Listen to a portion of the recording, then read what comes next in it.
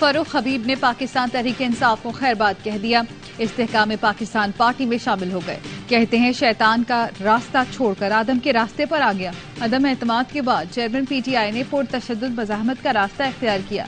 Ballot के बजाय bullet की तलकीन करते थे।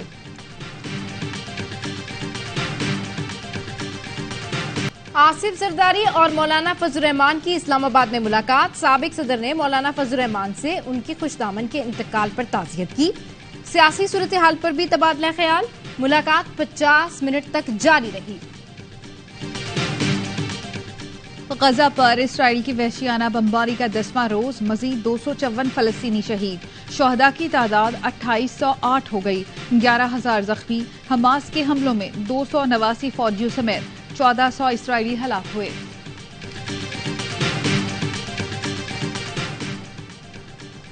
और पाकिस्तान का हंगामी बुनियादों पर गजा के निहत्ते फलस्तीनियों के लिए इमदाद भेजने का फैसला।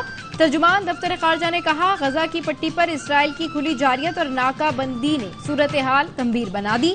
इमदाद की तरसील के लिए फलस्तीनी हिलाल अहमर सोसाइटी से राब्ते में है। निगरान वजीर आजम 4 रोजा दौरे पर चीन पहुंच गए। बीजिंग पहुंचने पर अनवारुल हक काकड़ का पुरतपाक इस्तकबाल किया गया। निगरान वजीर आजम बेल्ट एंड रोड फोरम में पाकिस्तान की नुमाइंदगी करेंगे।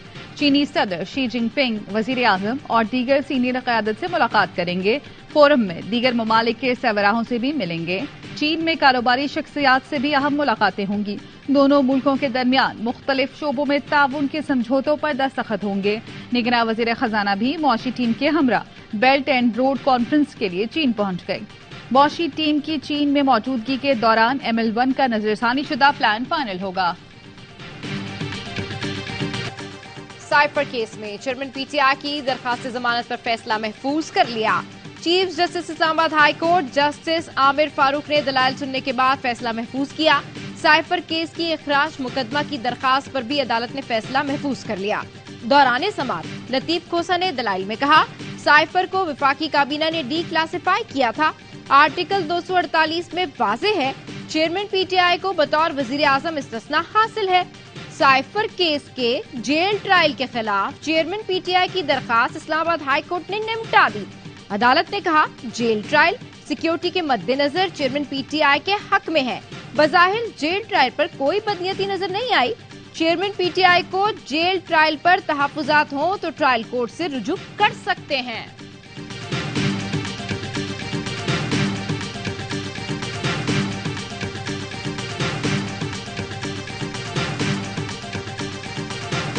इंसाफ यही है कि एक जमात को जलसे की इजाजत मिली है तो सबको मिलनी चाहिए।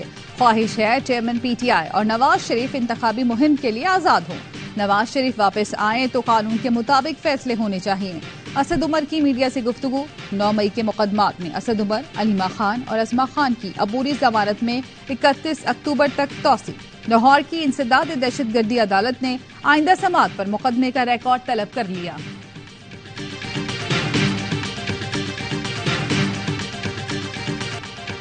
पाकिस्तान में पसे पर्दा राब्तों के जरिए डील्स मुमकिन है। चेयरमैन पीटीआई से भी डील होगी, लेकिन वक्त का नहीं पता। पीडीएम तर्जुमान हाफिज हमदुल्ला कहते हैं, बुशरा बीबी ने कोशिश की लेकिन चेयरमैन पीटीआई की गारंटी कोई नहीं दे रहा। नवाज शरीफ और बेनजीर को सिक्योरिटी रिस्क करार दिया गया, लेकिन फिर भी वो वज़ीर आज़म बने। गैर कानूनी मुकीम अफगानों को निकालने का फैसला निगरान हुकूमत नहीं कर सकती। वज़ीर दाखिला ने कहा, मुझ पर हमला करने वाला मारा गया। इस पर हैरानी हुई। अब ये वज़ीर दाखिला बताएंगे इतनी जल्दी मास्टरमाइंड पकड़ा भी और मारा भी गया। नून लीग के किसी रहनुमा ने अयादत नहीं की, इसका अफसोस है।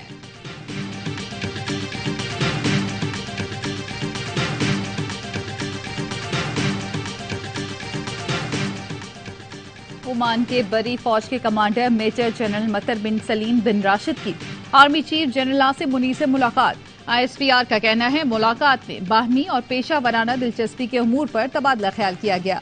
ओमानी कमांडर ने दहशतगर्दी के खिलाफ जंग में पाक फौज की कामयाबियों को सराहा। इलाकाई अमन और इस्तेहकाम के लिए पाक फौज की काविशों की तारीफ की। GHQ आमद पर ओमानी कमांडर को गार्ड ऑफ ऑनर दिया गया। मेजर जनरल मतर बिन सलीम की यादगार शोहदा पर हाजिरी, फूल रखे।